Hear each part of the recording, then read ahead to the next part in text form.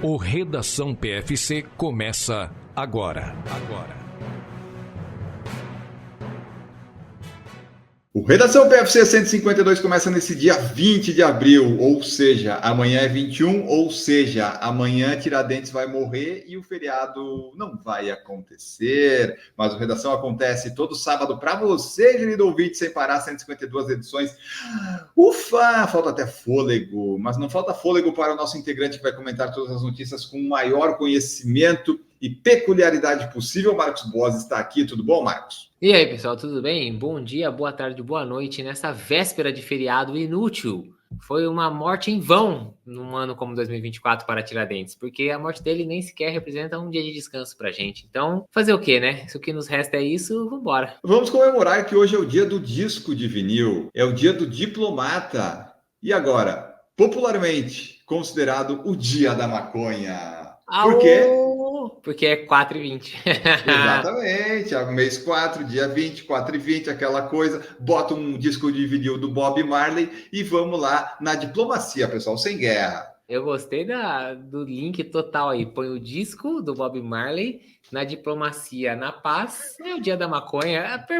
Bem, Augusto, parabéns. Esse começo de podcast você se superou. E essas ligações eu fiz por quê? Porque eu não fumo maconha. Se eu fumasse, eu não conseguiria. Eu acho. Não sei. Mas depois dessa abertura, a gente vai receber mensagem.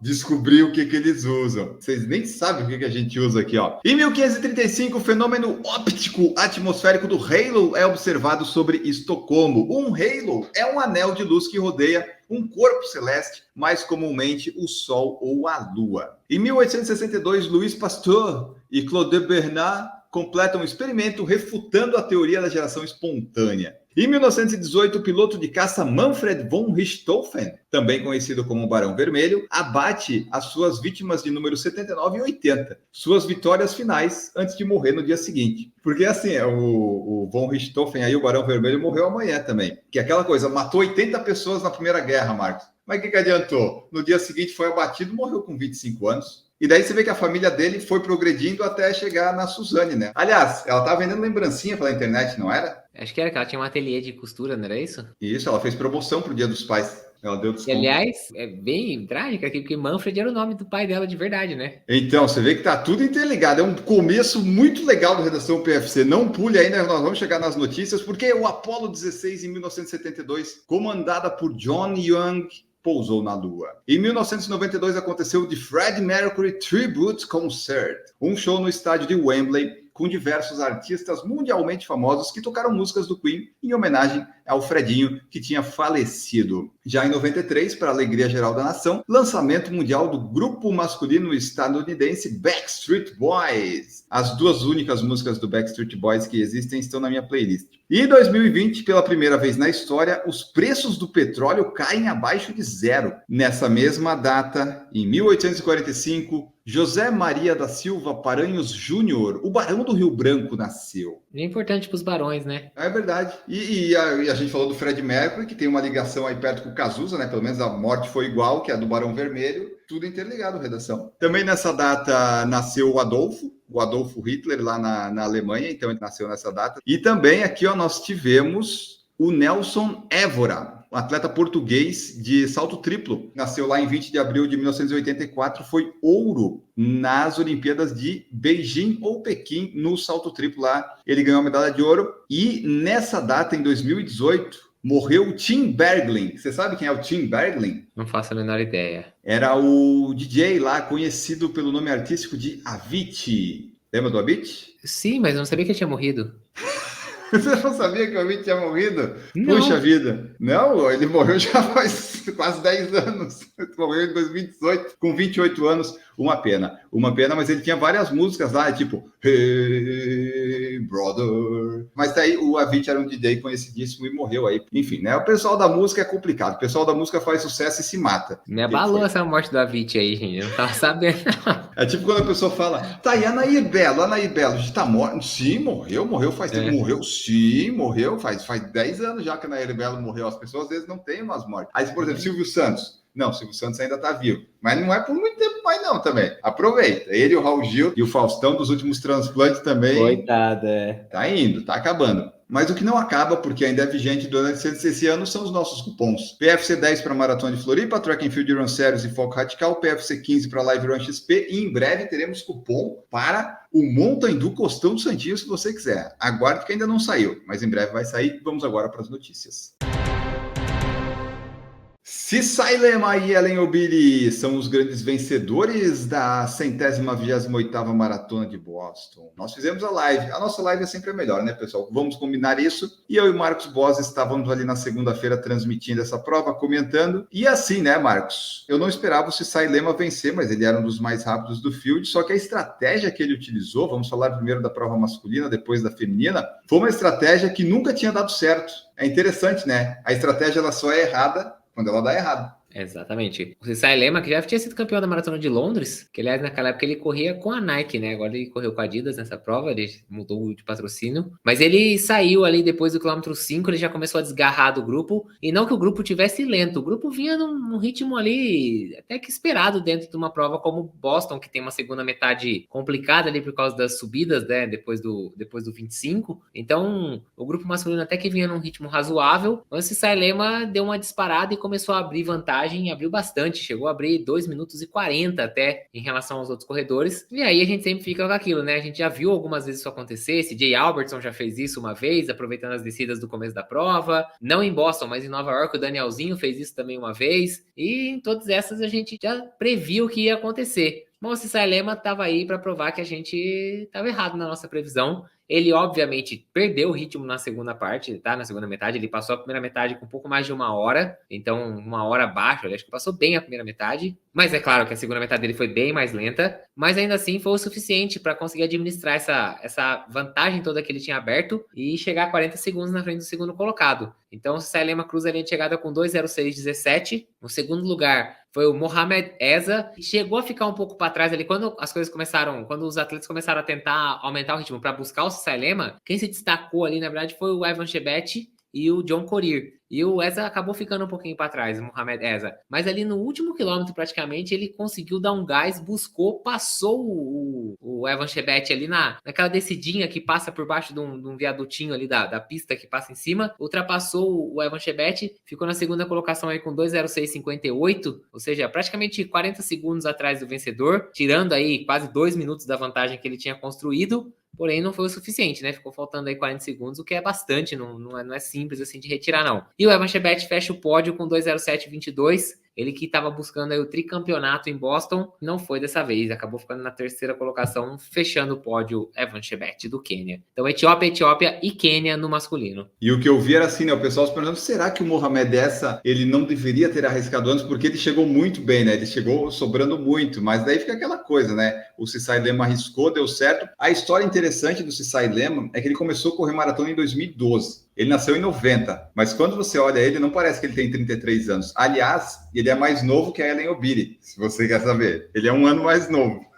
Não parece. Mas assim, ele demorou 22 maratonas para ganhar a primeira Major, que foi em Londres, que você falou. Então, assim, ele demorou muito, correu muitas maratonas e, tipo, tá melhorando agora, que ele fez Valência no passado 2:01, ganhou Boston, se colocou aí num patamar de que provavelmente estará no time olímpico da Etiópia. Ele que é mais pesadinho, né? Então levou um tempo aí para ele conseguir encaixar uma maratona boa e começar a enfileirar essas vitórias. Ele não é muito leve, né? Você vê claramente que ele é um pouco mais forte até do que os outros atletas, tem um pouco mais de massa. Quando você vai ver a ficha técnica dele lá, oficial... Ele tem seu peso e sua altura, então, Marcos, daqui a 10 anos você vai estar correndo bem. Ah, sim, faltam 22 maratonas, faltam só, então, 13 para mim, eu acho, vou ganhar a primeira. O peso e a altura você já tem, falta o resto. Exatamente, E falando em participar de Olimpíadas, é quase certo. É muito improvável, aliás, que Ellen Obiri não esteja no time queniano. São raras as atletas que venceram majors em sequência. 3 majors, por exemplo, e ela venceu. Boston ano passado, Nova York ano passado e Boston esse ano de novo. E Paris vai ser essas provas, né? A Ellen Obiri, ela não é a maratonista mais rápida do planeta, mas ela sabe correr essas provas. Ela mostrou que sabe e ela venceu, Marcos. Deixaram para decidir quem conseguiu, né? Depois que elas apertaram no quilômetro 35, foi a Sharon Lokiri, que tentou, mas no sprint final a Ellen Obiri tem a pista ainda nela, né? Tem, exatamente. A Ellen Obiri, ela repete o feito que o Evan Chebet tinha feito anos atrás, né? O Evan Chebet também tinha conseguido um Boston, Nova York e Boston, não participou de Nova York no ano passado e vinha tentar o tri. A Ellen Obiri agora repetiu o que o Evan Chebet tinha feito, então Boston, Nova York e Boston na sequência. Prova feminina, para dizer a verdade, foi uma prova relativamente fraca em termos de ritmo. As mulheres correram de uma forma bem conservadora.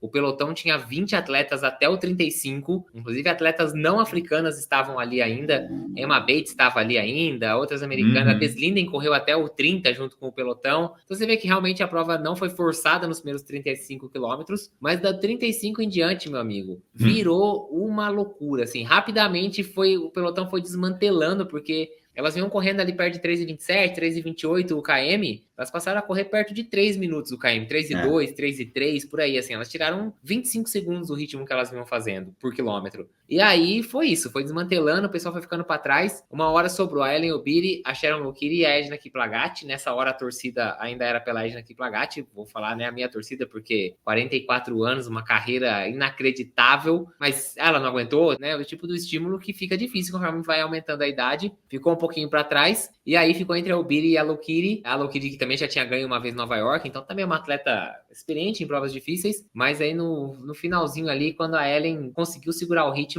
a Sharon Lokidi acabou ficando para trás também, então a Ellen Obiri fechou com 2:22:37, a Lokidi 2:22:45 e a Edna Kiplagat fecha o pódio totalmente queniano no feminino com 2:23:21. Elas que chegaram a passar numa parcial aí da prova, a parcial dos 30 e pouquinho, com a previsão de prova de quase 2:26, fechou em 2:22 pela aceleração que elas fizeram nesses 7 km. Então, ainda que o ritmo tenha sido leve, vamos dizer assim, né? Entre aspas aqui, pessoal, leve, a prova foi muito interessante porque foi decidida aí nos últimos 7 km na base da paulada aí por parte das atletas. Foi bem interessante de assistir. E ali que você falou da Edna Kiplagat, é interessante que ela tem agora 14 pódios nas Majors e Campeonatos Mundiais desde 2010, né? Que ela já tem 44, 45 anos. E eu tava lendo que o que falta para ela é participar de Berlim e ficar no top 3 de Berlim para ter top 3 em todas as Majors. Que agora ela só tá indo em Nova York e Boston, né? Ela sai melhor, subidas e descidas. Mas é um grande exemplo a Edna, que inclusive bateu o recorde pessoal da meia dela esse ano. Então, você vê como que as coisas estão evoluindo e melhorando. E para terminar sobre Boston, nós tivemos, Marcos Boas, um número de 29.333 inscritos. E tem as estatísticas no site de Boston, é muito legal você ficar mexendo lá. E a gente teve, Marcos, que apenas 26.491 largaram. Então, por exemplo, é difícil se inscrever, tem índice, tem tudo,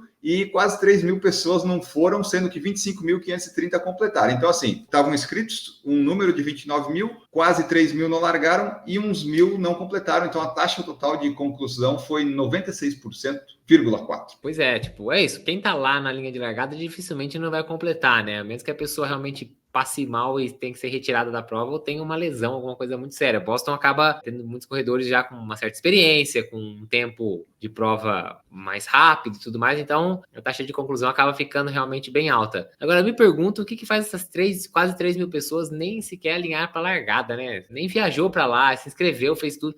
3 mil pessoas... O meu palpite é que pode ser pessoas, talvez, algumas caridade, algumas convidadas, algum de patrocínio, eu sei lá, ou alguém dos Estados Unidos que sabe, tipo, vou todo ano, me inscrevi, não vou poder ir, porque quem vem de fora, dificilmente não vai. Eu estava vendo o Brasil, que tem as estatísticas dos países, né? O Brasil teve 98% de conclusão, não teve nem 100. Eu achei que o Brasil ia ter 100, não teve. Foram 597 inscritos, 532 largaram e 522 chegaram. Então, 10 que estavam lá não chegaram dos brasileiros. 60, acho que nem foram para largada. Meu Deus do céu. Sei lá, eu consigo entender assim, beleza, o cara teve um apendicite faltando 3 semanas para a prova, o cara foi atropelado, se envolveu num acidente, beleza, aí você nem vai, não tem o que fazer. Mas, puta, 3 mil, você parar para pensar, são 10% das pessoas que se inscreveram que nem foram para a prova. Eu acho bastante o número. Nós tivemos também no último fim de semana outra dose de maratona, dose dupla, Rotterdam e Hannover. Hannover a gente fala aqui porque a Gigi Calpo participou, tem o PFC Debate que a gente fez sobre isso, você pode ir lá conferir o depoimento da Gigi. Gigi terminou a prova em 4 horas 31 e 36, ela conta lá a experiência dela, e nós tivemos vitórias alemãs, do Amanal Petros, que é o grande maratonista alemão do momento, e a Dominika Maier vencendo a prova. E na maratona de Rotterdam, Marcos Boss, nós tivemos a prova que seria para o Kelvin Kiptum, não foi, virou daí uma prova mais tranquila para o Abdi Naguei vencer e também para a Chet Bekele. Fale para nós os tempos aí. A Chet Bekele liderou desde o comecinho, foi meio sem problemas, e o Abdi Naguei decidiu mais no finalzinho, mas venceu a prova e ainda fez o recorde holandês, melhorando o tempo dele. Foi recorde pessoal, recorde holandês e recorde do percurso. Pois é, a Chet Bekele fechou aí com 2:19:30, seguida pela Viola Kibiwott do Quênia e Sally Chepiego, também do Quênia. Já no masculino, o Abdi Naguei, que ganhou, ele é holandês, naturalizado holandês, 2:04:45. Segunda colocação, o etíope Amdenwork Wallingen. E na terceira colocação, o Birhanu Leghezi com 2:05:16. O Abdi Naguei era o grande favorito, né? E confirmou aí em casa, ganhou a prova, fez a alegria da torcida lá com 2:04:45. Neste fim de semana, neste domingo, acontece a Maratona de Londres, então não perca, tem live do PFC, a melhor live de todos os canais de corrida é aqui. Ligue na ESPN2 ou no Star Plus, coloca no mudo, sincroniza com a gente e vem comentar, porque essa maratona, Marcos Bose, é no feminino, vamos combinar. O Danielzinho tá no masculino, a gente vai torcer por ele, eu até acho que ele tem chance se ele fizer uma prova legal, porque esse field que tá aqui, eu não sei muito, mas o feminino, Marcos Bose, Tigícia Cefa, Brigitte Kosgei, Ruth Shepgentit, Almazayana, Megerto Alemo, Pérez Jepchirchit, Joseline Jepchirchit e Alenzer Fierrolau, meu Deus do céu, eu não sei nem que palpite que eu dou. Só por você ter a atual recordista mundial da maratona e a ex-recordista mundial da maratona, né, que é a Tigícia Cefa e a Brigitte Kosgei, pô, não precisava fazer mais ninguém, mas não contente com isso, você tem aí campeã mundial, você tem vencedora de Major, você tem... De Olimpíada. O que você quiser, é tipo um menu, assim, o que você quer, qual credencial você quer, você escolhe aqui que no feminino tem. O masculino, como você bem disse, não tá tudo aquilo. Temos um ex-atleta em atividade, Kenenisa Bekele, ele tem o melhor tempo do field, 2:01:41, mas a gente sabe que as últimas provas... não são muito promissoras para que ele faça nada nem parecido com isso. E o segundo melhor tempo do field é o Mosnet Jeremil, que tem 2:02:55. Então, assim, Tamiratola vai estar lá também. É como você disse, vamos lá para prestar atenção no Danielzinho, vamos ver o que ele consegue fazer, vamos ver como é que tá a preparação dele para as Olimpíadas. Mas disputa mesmo, e ver quem vai ganhar, e tá numa prova completamente aberta, é o feminino. Imagina esse pelotão indo junto, sei lá, até o 28, até o 30. Mano, é só, assim... A elite da elite da elite mundial da maratona feminina tá lá. Então, a feminina larga às 5 da manhã. Não deixe de acompanhar com a gente aqui. E a masculina vai largar às 5:40.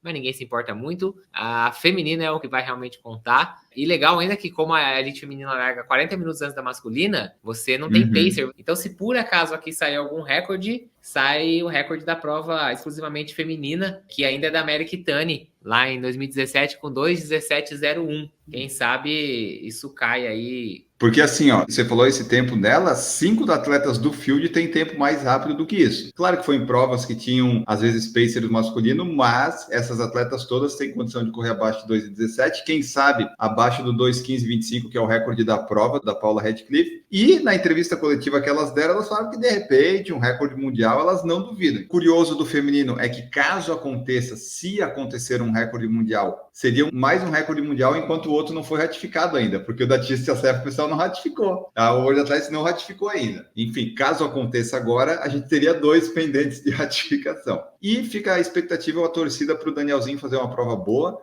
Eu acho que dá para um top 3, top 5, dá para buscar. Talvez eu esteja sendo muito otimista, não sei, mas eu acho que dá. Pelo que a gente viu dos fields aí ultimamente, o Tamiratola é quem eu apostaria para vencer, porque ele foi bem em Nova York ano passado, venceu a prova, provavelmente estará nas Olimpíadas. Seria o meu grande palpite de vencer, sabe? Mas eu queria que o Danielzinho fizesse uma prova boa, até para ele ir bem para Paris e o pessoal parar de ficar enchendo o saco dele. Que quando o Cissy Lema saiu em Boston, eu falei, será que o Cissy Lema falou com o Danielzinho? Eu falei, pelo jeito não, porque o Cissy Lema completou e venceu. Verdade, no caso dele deu certo, né? O plano quase suicida, né? Então é isso, pessoal. Não esqueçam de acompanhar a nossa live. Ano passado tivemos o Kelvin Kiptum e a Sifan Hassan vencendo. Foram provas bem interessantes e emblemáticas pela chegada da Hassan e pelo recorde do Kiptum. Esse ano vamos ver o que acontece. Então vem acompanhar com a gente. A nossa live não vai cair que nem ano passado. A gente já aprendeu como não fazer. E Londres acontece nesse fim de semana, no domingo, mas hoje, quem está nos ouvindo, a partir de hoje, dia 20 de abril, você já pode se inscrever e vai até dia 26 de abril, na sexta-feira. Então, se você quiser tentar a sua sorte, é uma chance de uns 3%, mais ou menos, mas você pode tentar. Tem gente nesse podcast aqui que já foi sorteado, então não é Não é maracutaia, pode acontecer. Pois é, o pessoal suspeita muito, né, desse sorteio de Londres. Eu tô aqui para dizer que eu não fiz maracutaia, pelo menos. Se tem maracutaia, eu sou a porcentagem do não maracutaia. Mas só para dar uma ideia, o ano passado foram 578.374 inscrições para o sorteio. Estimam, né, porque esse dado não é divulgado oficialmente, mas eles estimam que mais ou menos 17 mil vagas ficam para os sorteados, né? Então, daí, como ele falou, algo perto de 3% dos inscritos. A gente tem visto que cada vez está mais difícil de ir por sorteio. A gente viu outro dia o resultado de Nova York, que também está diminuindo cada vez mais as vagas de sorteio. Mas é isso, se você tem a ideia de correr em Londres, não deixe passar a oportunidade aí de tentar uma dessas vaguinhas. E se não der certo, claro que sempre ainda tem aí a opção de caridade, a opção de agência de viagem e tem a opção de tempo, mas a questão do tempo lá para Londres tem aí a restrição de que você tem que ser um residente no Reino Unido. Então, se você está escutando isso e não reside lá, sinto muito, mas não dá. E os tempos também não são muito fáceis, né? São bem complicadinhos. Na nossa faixa etária é sub 2,55, então nem morando lá eu ia conseguir. E o sorteio ele vai acontecer aí, pessoal. O Marcos foi sorteado perto da Maratona de Porto Alegre, então talvez ele já coloque antes para você se programar bem. Então, você tente sua sorte, essa prova acontece no dia 27 de abril de 2025, então você vê, não vai ser no penúltimo fim de semana, vai ser no último fim de semana de abril, celebrando os 45 anos dessa maratona que quase ninguém é sorteado. Corrida de São Silvestre mudou o organizador. A gente já tinha falado isso no nosso Redação PFC 147, lá de março, e agora está confirmado, Marcos Boas. Falaram em Iguana, falaram Global Vita, falaram em PFC, mas na verdade quem ficou foi a Vega Sports. Anunciaram essa semana aí quem vai organizar a São Silvestre esse ano e aproveitaram também para dizer que renovaram o contrato lá com a transmissão na TV Globo e tudo mais. E tá aí, a prova que foi realizada pela primeira vez em dezembro de 1925 e só não aconteceu no ano de 2020 por causa da pandemia de Covid, vai chegar aí aos 100 anos de história em 2024 e vai completar sua 100ª edição no ano que vem, em 2025. Tudo isso aí com a Vega Sports e com o patrocínio aí, a transmissão da Globo. Então, se você curte uma São Silvestre, quer uma prova no final do ano para curtir com os amigos e tudo mais, fica ligado aí que em breve o pessoal deve começar a soltar as notícias e tudo a respeito de inscrições, essas coisas. E vamos ver, esperamos que a Vega Sports faça um trabalho bom e melhor do que a antiga organizadora da São Silvestre. Isso, eles também vão organizar a Prova Ciclística Internacional 9 de Julho e a São Silvestrinha, mas ninguém se importa com essas, vamos combinar bem, né? O que importa é a São Silvestre, vamos ver se eles fazem certinho. Eles já organizam a Ayrton Senna Race Day, que vai ser agora dia 1º de maio, e também a ASICS Golden Run, que nós vamos participar. Eu e Marcos Boas estaremos lá no dia 26 de maio participando dessa prova, já vai dar para ter uma ideia, né? Esperamos que seja uma prova legal, vai ser a 100ª edição em 2025, e eu não descarto, Marcos Boas, na minha atual conjuntura, participar dessa prova no final desse ano. Pode ser que aconteça, né? Olha, não sei. Olha, quem diria Enio Augusto, hein? Vamos ver. O problema é pagar, né? Mas, se eu ganhasse a inscrição da Vega Sports, eu ia. Mas é isso, a São Silvestre mudou, né? Depois de 200 mil anos de Ascom, agora da Vega Sports, e vamos ver. Vamos torcer aí para que as coisas fiquem mais organizadas. O Alisson dos Santos está se preparando para as Olimpíadas e correu o segundo 400 metros do ano antes de competir na Europa, Marcos Boazzi. Pois é, ele repetiu a mesma marca que ele tinha feito aí algumas semanas atrás, lá no dia 30 de março, no Florida Relays, com 45,25. Dessa vez ele correu lá no Tom Jones Memorial, no Percy Bird em Gainesville, na Flórida. Ele repetiu a marca de 45,25, como eu já tinha falado, e ficou em terceiro lugar nessa prova. Só lembrando que nesse caso aqui ele correu 400 rasos, né, sem barreira. E agora, depois dessa segunda prova de 400 rasos, ele vai se preparar especificamente para os 400 com barreira, correndo aí algumas etapas da Diamond League. Então, em Doha, no Catar, em maio, Oslo, Noruega, também final de maio, Estocolmo, na Suécia, depois Paris, Mônaco e Londres, Inglaterra. Então, em todas essas etapas da Diamond League, o Alisson Santos vai participar, correndo 400 com barreira para se preparar para a Olimpíadas de Paris, que é o grande objetivo do ano, obviamente, como a grande maioria dos atletas que vão para as Olimpíadas. Como nós comentamos há algumas redações atrás, o percurso da maratona lá da Big Sur tinha caído e não deu certo, Marcos. Não conseguiram manter o percurso, vai ter que dar uma mudada porque a estrada caiu, bagunçou ali, eles vão ter que dar uma remanejada. Pois é, a gente tinha trazido aqui que a Big Sur estava copiando a Maratona do Rio com desmoronamentos de uma parte do percurso, né? E agora o pessoal chegou à conclusão do que vai fazer e vai ter que mudar realmente de percurso, porque segundo uma fonte local, eles disseram que não há estrada. Ou seja, a rodovia 1 está completamente fechada ao tráfego desde o dia 31 de março, aberta apenas para moradores que vivem ali na área e alguns serviços essenciais. Depois de que aconteceu lá o fechamento, organizadores da corrida permaneceram otimistas, mas agora vão revisar para um percurso de ida e volta, lá na região em Carmel by the Sea. A maratona vai terminar e começar nesse lugar, então não vai mais passar lá pela área danificada, uma vez que a estrada não oferece condições seguras para realização da maratona naquele percurso. As outras corridas, né, que é de 11 milhas, 12K e 5K, vão manter os seus percursos originais, porque elas não passavam por aquela região que foi afetada. O problema aí afetou somente a maratona. 11 milhas dá 17,6 quilômetros. Que distância aleatório, né? Fora que tem um 12 ali que você falou, e os 5 até ok, né? Deve ser um ponto fácil de largar e chegar de organizar, mas enfim, tá aí a Big Sur Marathon. Maratonista chinês é suspeito de receber ajuda para vencer a prova de forma ilegal. O vídeo saiu aí e o problema dessas coisas de corrida, quando sai da bolha da corrida, é que o pessoal não entende as coisas. Porque, óbvio, a imagem da chegada é muito engraçada, né, Marcos? Os africanos lá que estão de pacer dele, a princípio são pacers, estão praticamente empurrando. Vai, cara, você tem que ganhar essa... A gente não aguenta mais correr isso aqui. Vai, meu filho. E o chinês não indo. Então, é mais ou menos como se fosse assim, o Marcos Boas ser meu pacer numa meia. O Marcos ia dizer, vamos, Enio, que desgraça, esse ritmo, anda, meu filho, anda. Era mais ou menos isso, né? E daí explodiu a bolha da corrida, né, Marcos? E o pessoal assim, não, a China, o comunismo, e não sei o quê, e tudo mais, e não deixaram os africanos vencer. E, na verdade, tudo que parece é que eles eram pacers. Só que o número de peito deles ali não estava o nome de pacer, estava o nome deles. Mas, no final das contas, parece que eles eram pacers, estavam tentando ajudar o chinês a fazer o recorde chinês da meia maratona, e não deu certo. E como era um tempo relativamente tranquilo para os quenianos e etíopes que estavam com ele, eles foram até o final. E daí ficou aquela cena bonita deles praticamente, vamos.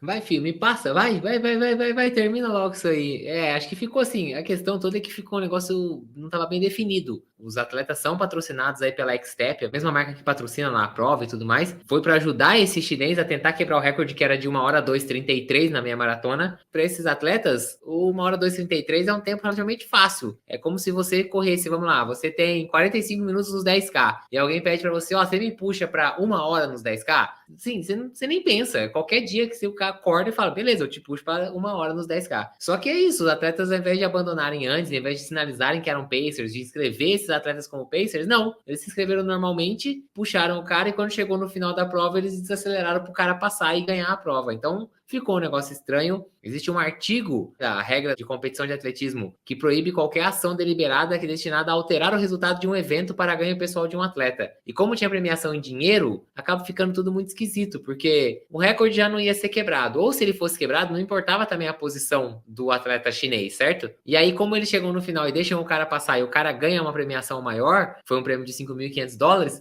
toda essa ação está sendo investigada por violar esse artigo. Então, fica essa história meio esquisita. O atleta chinês está previsto para correr na Olimpíada de Paris, integrar a equipe chinesa que vai para Paris, mas ficou um negócio meio estranho aí nessa prova. Em Paris ele vai sem pacers. Eu acho que não vai ter como ele chamar o pessoal, não. Então, o Rei Die, que tem 25 anos, vai precisar correr sozinho lá em Paris. Não vai ter nenhum atleta falando com ele, vamos, passa aí, pode passar, vai na frente. Fica com a minha medalha, não tem problema, não. Acho que isso não vai acontecer lá, não. Que ficou estranho só por causa disso, né? Da chegada ali, que pareceu muito deliberado, tipo aquela vez que o Rubinho teve que deixar o Schumacher passar, sabe? Ficou muito estranho. Normalmente os Pacers, como você falou, desistem no meio, mas como era tão tranquilo, eles não desistiram. E a gente vê que os Pacers, alguns não desistem quando é mais fácil o ritmo, por exemplo, quando são homens sendo Pacers de mulheres em maratona. A gente já viu muito eles chegando junto com elas. E se você lembrar, Marcos Boas, no começo desse ano, no Redação 138, a gente falou de um Pacer lá na maratona de Xiamen. Ele parou no quilômetro 30, porque o pessoal não estava acompanhando, ele parou e daí, vamos, e daí voltou a correr. Então tem umas coisas assim estranhas que acontecem lá, e daí aparece um monte de teoria da conspiração. Na Maratona de Boston, nós não falamos porque o final é sempre o nosso melhor, né? Gente, se você nota, tem uma escalada de notícias que eu vou fazendo. Isso aqui é produzido, gente. Não é aleatório que as notícias são colocadas aí. Então a gente termina para terminar o seu dia feliz ou não, dependendo de como você recebe isso. Mas corredor da Califórnia, se tornou a fruta mais rápida do mundo na maratona de Boston. Pois é, o Matthew Seidel, que ele mora lá em Oakland, na Califórnia, ele conseguiu aí com 27 anos ser a fruta mais rápida numa maratona. Ele estava fantasiado de banana, uma banana bem brilhante, diga-se de passagem ali, chamando bastante atenção. Era nanica, catua, prata, água, branca? Uma boa pergunta, né? Porque segundo o pessoal falou que tem mais de, sei lá, 200 tipos de banana. Era uma banana rápida, viu? Porque ele conseguiu fazer a prova em 2 horas 35:38, sendo a primeira vez que ele corria em Boston. Então você imagina, o cara foi a primeira vez para Boston vestido de banana e ainda mete um 2:35:38. Claramente dá para melhorar essa marca, né? Então, o recorde anterior tinha sido feito na maratona Rock and Roll Arizona em 2020, era de 2:41:27. Que aliás, dessa vez, né, em 2020, o cara também era o recordista da maratona mais rápida de vegetal, vestido de vegetal. Quando ele tinha feito 2:44:12, como uma cenoura. O recorde da fruta, como eu falei, era 2:41:27 e agora caiu para 2:35:38. Você vê que tem toda uma tecnicidade aí do que é a fantasia, se é um vegetal, se é uma fruta, se é um legume, né? Tem Mas você vê que é a fruta, não é especificado, não tem a subdivisão maçã, banana e laranja. Então você tem que escolher a fantasia mais tranquila e fazer. Então ele fez esse 2:35, dá para melhorar. E como a gente já falou no PFC Debate, esse mundo de recordes é um mundo de gente rápida, na verdade, porque eu de banana, eu não vou correr 2:35. Eu não corro normal, não tem como. Mas tá aí, ele correu a fruta mais rápida lá em Boston, considerando que Boston tem subidas, descidas e estava quente, né, Marcos? Tá ameaçado esse recorde, é só alguém querer. Londres, por exemplo, eu falei no nosso grupo, parece que as maratonas inglesas têm um departamento de recordes estranhos. Eles ficam atrás e caçando isso. O problema é que inglês é um bicho estranho. Ele adora essas coisas. O inglês adora essas coisas. Então aí por isso que as maratonas na Inglaterra são assim. Parabéns para o Seidel, que representou todas as bananas de todos os lugares lá. As bananas estão representadas. Eu acho que ele é uma banana caturra, que aí em São Paulo chamam de banana nanica, né? Nanica, aquela maior. Que ela ficou um bananão, ficou uma super banana ali. Só de curiosidade, o PB dele em maratona, que ele já fez 4 agora com o Boston, é 12:21. Olha então, isso. Então, dá para melhorar. Falando em recordes estranhos, vamos lá para a Inglaterra, que lá na Inglaterra tem um recorde estranho para fechar esse podcast de hoje. Maratona de Manchester aconteceu no último domingo, tem vários recordes. Tem um cara que correu cego sem ajuda de guia para 4:22 a maratona. Então tem vários recordes, mas o que chamou a atenção, que eu vi que a Camila tinha compartilhado, daí eu fui atrás da notícia, o Team Caterpillar, que Caterpillar é lagarta, né? Na tradução, bateram o recorde, Marcos Boss, de recorde mundial para a maratona mais rápida em traje de 6 pessoas. Pois é, eles correram aí, como você bem disse, como uma lagarta, né? Então era aquela roupa compridinha, assim, cada um colocado num gominho da lagarta. E eles fecharam a prova lá em Manchester com 2 horas 57:31. É inacreditável você achar o pessoal para correr numa fantasia, todo mundo junto nesse tempo. Olha, que isso, hein? Porque você pensa, são 6, você tem que achar 6 pessoas que correm para fazer 2:57. A pessoa tem que ter uma maratona boa para uns 2:30, 2:40, né? Vamos combinar. Você não pode ter uma maratona em 2:55 para fazer isso. Então, assim, é um pessoal muito rápido, muito sincronizado. O Rich Bidegood, Rug Tibbs, Nick Wright, David Mills, James Bewell e o Marcus Green fizeram aí essa façanha de correr em 2:57:31. Eles falaram que o objetivo era menos de 3 horas, então eles ficaram felizes. O nome do time é o Team Phil, que lembra o Phil Russell, que morreu ano passado após sofrer de doença do neurônio motor. Então eles arrecadaram mais de 8.000 libras nessa jornada de arrecadação de fundos. Então é isso, né? Tem sempre uma coisa por trás também. É o recorde, queremos aparecer, mas daí a gente faz uma arrecadação de fundos para dizer, não é só pelo nosso ego, a gente quer ajudar também. Para nós, né, Marcos, a gente já falou no PFC Debate, não dá recorde mundial, não dá porque a gente não é rápido, a gente tem que achar um muito específico que envolva talvez ingerir alimentos, alguma coisa assim, porque senão alguém vai ser mais rápido e vai. O Kipchoge, vou me vestir de banana e vou correr lá, vou me vestir de uma maçã e bato o recorde. Eu acho até que a fruta talvez seja a melhor fruta, talvez seja a banana mesmo para se vestir, né? Que é a que mais combina com o corpo humano. Se você for pensar em outra, talvez fique uma área maior de contato com ventos, não é tão legal. E com isso a gente encerra as notícias de hoje. Vamos então para o fim do podcast, o fim do Redação PFC.